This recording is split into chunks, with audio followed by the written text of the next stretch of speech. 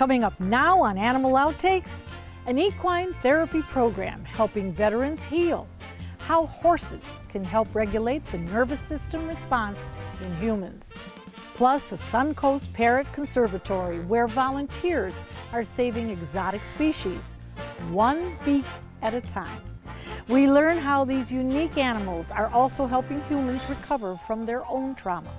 And a little later in the show, I find some of my own mental health therapy in the form of a lovable kangaroo. This and much more straight ahead on Animal Outtakes.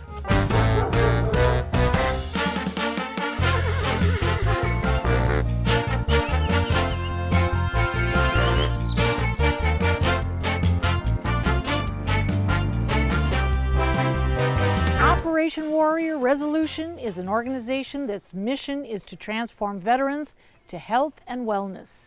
They provide treatments for mental health to veterans and their families. And recently, they've started offering a program that involves equine therapy.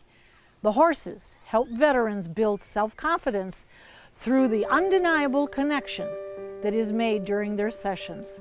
Let's take a look. You go up to the horse and you greet the horse. You come up at a 45-degree angle to make sure that the horse is able to see you, to know who you are. You let it smell you. Then you offer the horse a little bit of comfort. And being able to groom the horse, it's showing that you're caring for the horse. I like to be able to match my heartbeat with the horse's heartbeat. And that was when you had your head lightly laying on the body of the horse. And my hand underneath its belly, because then I can feel what its heart rate is. That really helps calm me, and it helps calm the horse. It tells the horse that it is important to me, and that I'm trying to make the horse important. I'm trying to be in synergy with it. The idea started because I became a clinical social worker and really looking for effective treatments to serve my fellow veterans who are suffering from trauma and other debilitating mental health issues. So equine therapy is something that we included in our retreat program, and we saw it to be so effective and to have such an impact on the veterans that we then now provide it outside of the retreats, and we do a weekly equine therapy program. But the equine therapy, the intention behind why we use it in our programs is because when the veterans come into the retreat, there's a lot of anxieties, they're nervous about what am I going to be doing, what am I going to get into. So by the way that we structured it, we have them do the equine therapy first before we do anything else. And it really gives them an opportunity to connect with the other veterans, to connect with the staff, and begin to have some team building experience. It's beautiful out here, and they get to be around this majestic creature, and they're learning all of these skills and techniques that allow them to truly have more self-awareness, to open them up, to be in the present moment. And when somebody has that experience of being in that state of peace and calm, it can fully and effectively resolve their traumas. And then we have them go through the other modalities and the brain-based healing so that when we do go to resolve their trauma, it's much quicker and more effective. And for me, equine therapy is really where it all began. The horses have really brought a peace into my life. When I'm with horses, I feel grounded, I feel at peace, I feel like a different person. So having the opportunity to do this equine therapy has been outstanding for me. It's been a game changer for me. It helped me learn that my anxiety is not only impacting me, but that it's also impacting those around me. I was extremely anxious before I got involved in this program. And I know that there's a lot of other veterans out there who have experienced trauma, who are extremely anxious, from PTSD or PTS, post-traumatic stress, or just have anxiety from whatever they've experienced through the military. And equine therapy can really help them. As a herd animal, they're very aware of the boundaries around them. They're very aware of the energy of people, of all animals around them. They sense heart rates. They have great vision to see movement around them, and they are prey animals. And so because they can't be vigilant 24/7, they seek safety and comfort in that herd and acceptance in that herd. And they sense that about all animals when they have the energy and everything, and that includes humans. So when someone comes in and they have a lot of stuff going on in their head and lots of stress and they're just like this, chances are that horse is going to be just like that, because they have a tendency to mirror the behaviors around them and follow the behaviors around them. They are so focused on that horse as to what's going on with the nonverbal communication and is everything okay or not okay with that horse. They walk away and it's just like, wow, all that stuff in my head was gone. We take it slow, and the equine specialists, they introduce the horses where they can just observe them and from the behavior of the horse, and then they take it a next step further where they can walk around and greet the horses slowly, holding their hands out, and we teach them how to regulate their own internal response, so that when they're approaching the horse, that the horse will approach them in the same way that they're being greeted, from a place of calm, of assurance, and then so that way the horse will respond back to them in a positive manner. And then we'll take it a little bit further, and they'll possibly do some grooming to grow even bigger connection with the horse, and also to feel more confident around them. So it's a process that builds. Sometimes we call that emotional regulation, that they can come in and totally relax, because when you have a lot of stress and PTSD and things like that in your life, sometimes you can never come down off of that. And so when they're with the horses, if they're up like this, then they come down. And it's a pretty amazing thing to see. I think that sometimes we know that we're suffering, and we think it's okay that we're suffering, and we don't realize how much it's impacting those around us. And veterans tend to be those that are givers and not necessarily takers. And so we don't want to get help because we think that we're taking something from somebody else who needs it more. But if we get help, we're going to help those around us. I'd forgotten I was a leader. I felt like I was nothing. I felt like I was the person who would let everybody else go in line in front of me at the store, because I thought everybody else was more important than me. Today, are you at the head of the line? I'm the person that's going to take my turn in line. I'm the person that's going to lead people. I'm the person that's going to take charge. I'm the person that's going to do what's necessary. And I learned that through the horses, because the horses want somebody to take charge. Do you think the horses know what a great service they're doing for you? I think that they definitely know. I know that they love interacting with people. I think that that their greatest joy is having an opportunity to be around other people, be around individuals, and I know that they love coming out of their stalls and working with people. So I think in that sense they do. So we thank the horse. Absolutely. But we especially thank you for what you did for us. Thank you so much. For more information on this program and the others offered to veterans, you can go to OperationWarriorResolution.org.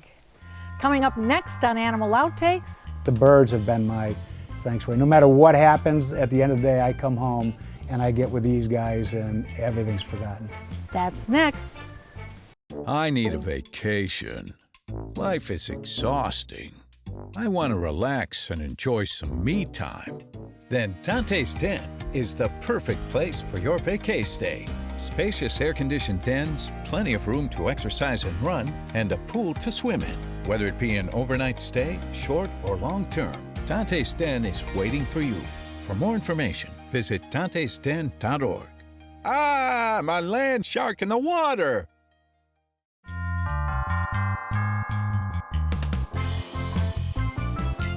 Welcome back. And now we head to a special kind of place. It's called the Sarasota Parrot Conservatory. And as you will see, it's about much more than rescuing animals in need. It's also been a lifeline for a veteran who's been able to overcome his own struggles through the love and dedication he has for these parrots.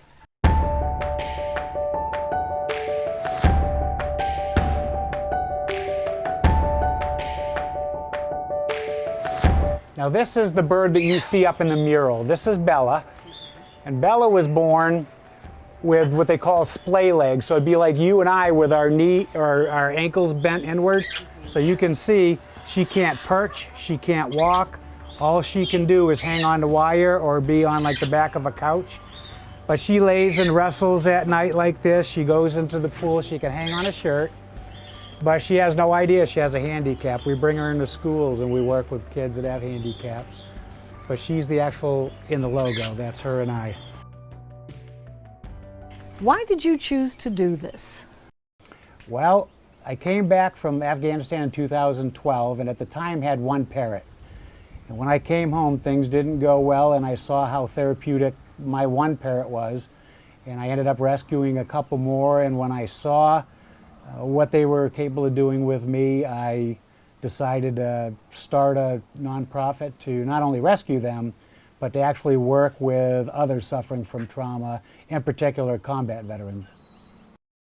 The way I like to explain it is when you look at one of these beautiful birds like you're holding, Sunny, it's like a person. On the outside, they're beautiful, they're handsome, they're just, you wouldn't know anything was wrong. But someone suffering from a trauma may look like we, behind me, all plucked and not very beautiful looking from the outside. So that's how I try to explain to the public when we're talking that that's what you look like on the outside, this is what you look like on the inside. And it's a powerful image, but it makes people understand that there is something going on and there are alternatives.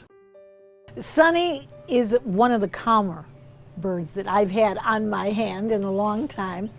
But how does a vet relate to this? I mean, we know how they relate to dogs because we do therapy with dogs all the time. But how do they relate to the birds? Well, the way I explain that is most people, when you look into a campfire, very quickly you can get lost in thought.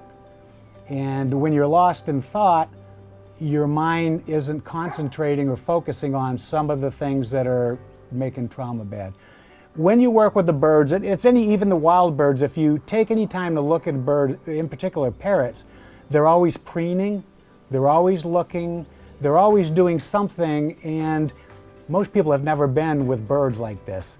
So it captivates them, just like looking into the fire. Pretty soon they're not thinking about the trauma they had, or in particular with myself and the vets, the roadside bombs, the IEDs, the snipers, the car bombs, all of that goes away and it becomes so relaxing that the person with trauma finds that the longer that they're here or the more often that they come, the less they're thinking of that, and that's where the relationship begins with a non-judgmental bird and a non-clinical setting that's passing judgment. You know, these birds are wonderful, and of course they are serving a wonderful, wonderful service to the vets, but you have some other animals here. I do. We got in kind of a eclectic group here, and the amazing thing is the harmony and love here, from the people that come out and help to the animals. You'll find the donkey, Redonculus, walking around with the horse, with some of the large macaws walking around, with the warthog walking around, and they're all coexisting. The cat sleeps next to the goose. It's just crazy how they must tell that there's a lot of love here because they're all walking around. Yeah, there's a lot of love, but there's a lot of serenity here too, and I think that they're picking that up, don't you think? Well, I believe so. I had to. When I came back from deployment, I couldn't be in crowds. I couldn't be downtown or live in a neighborhood with noise and people around me. So I crave it as much as they crave it. Now, when the birds, especially when they come here to be with you, are they adopted out or do they stay here? Well, that's another thing besides the therapeutic program we have. Birds that come here will never go back out. So if you surrender your bird here, it will live here forever, but we are working to move onto a public property so that we can expand what we're doing, expand the programs with the pediatric cancer events. We do a lot with the senior centers. The Alzheimer program is unbelievable what happens there. But we want to have it so that the public and visitors that come in from all over the world can visit, see the serenity, see the Amazon forest type setting, and then pay for that experience so that when I'm long gone, the program will still be there and all the birds that we promised to take care of forever will get taken care of forever, because otherwise normally what happens is somebody with a passion starts a great program, but there's nobody to take it over afterwards, and then we all have to absorb them in when that happens, and I don't want that to happen. We try to let people know that they live so long. It's such a problem here in South Florida. There's over 2,000 birds rescued in about 7 different rescues I'm aware of. And we really like people, if you want to mess around with the parrots, come on out and volunteer first and see what it entails, because it's a 2-year-old with a bullhorn for a mouth and a pair of pliers for a mouth.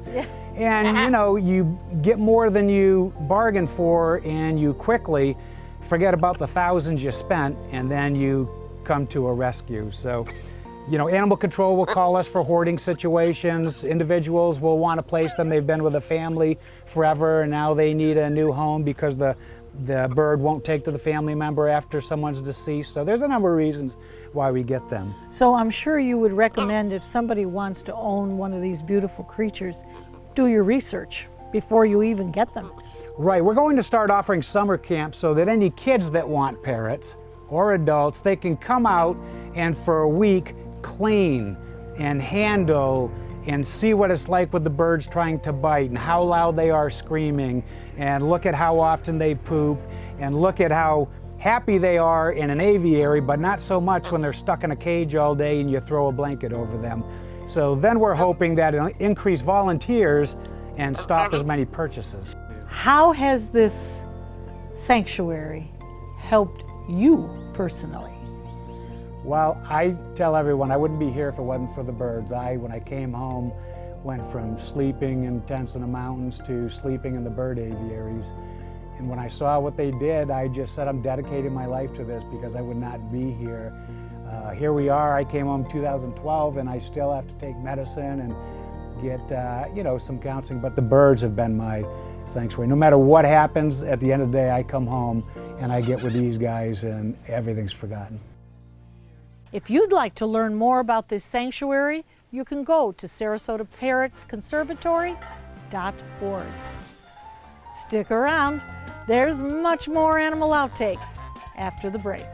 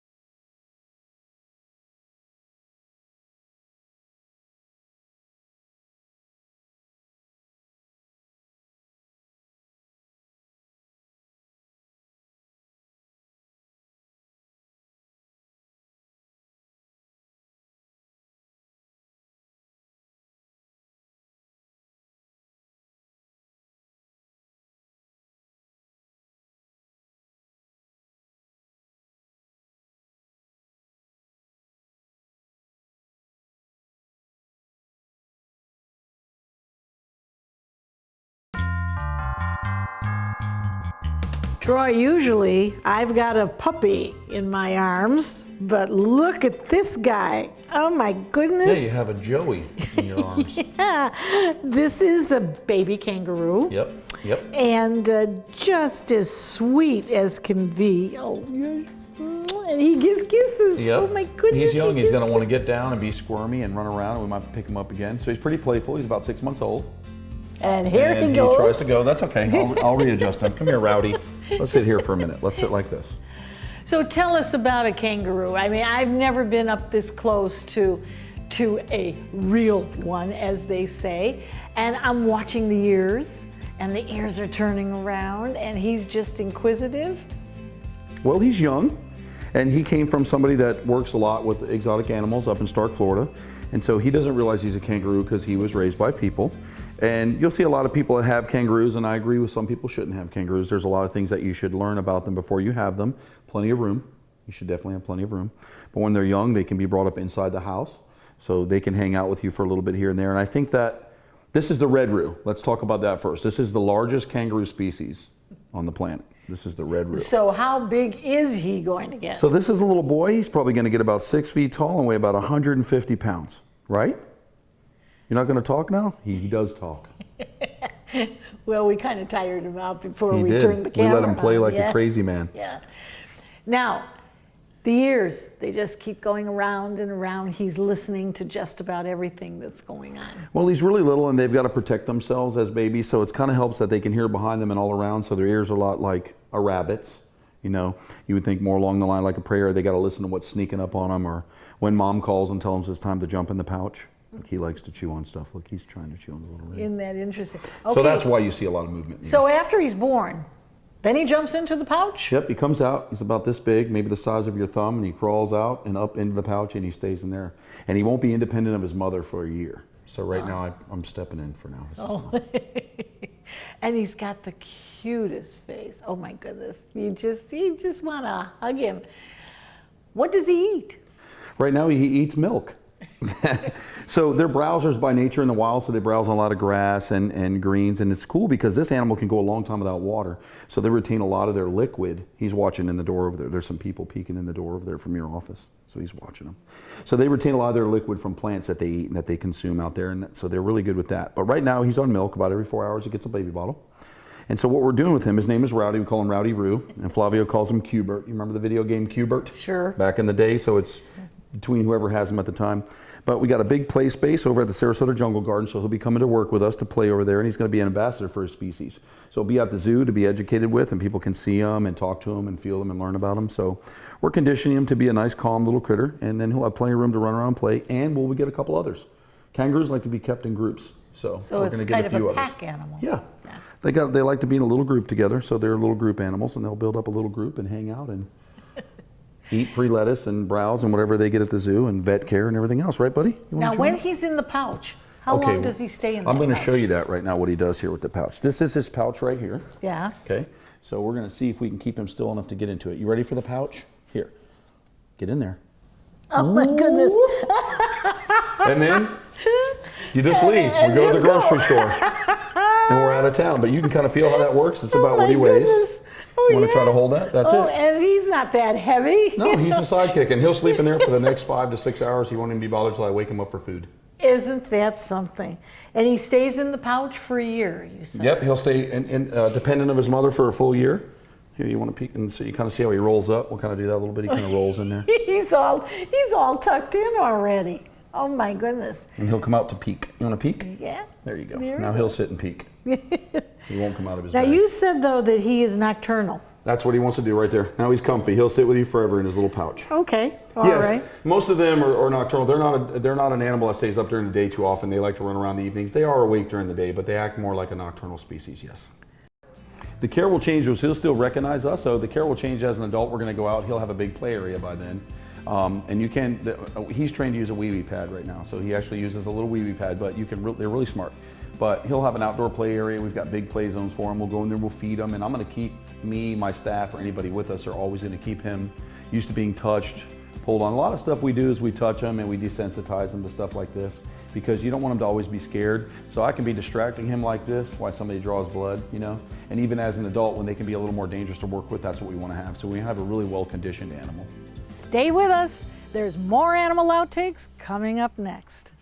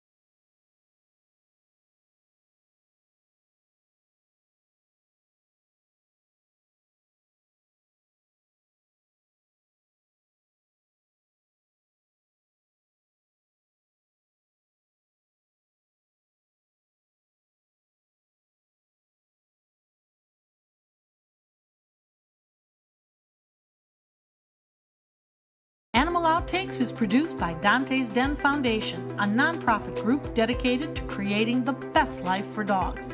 If you would like to learn more about Dante's Den, donate, or volunteer, visit our website, dantesden.org. We hope you have fun and learned a thing or two along the way. And we'll be back here again next week with even more animals and some wild adventures. Until then, thanks for watching.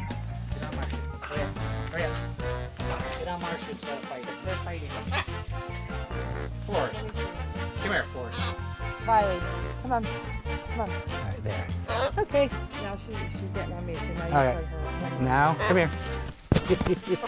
Now get on Marcia. You got to be on Marcia. She's never had the big one. There you are. Okay. All right.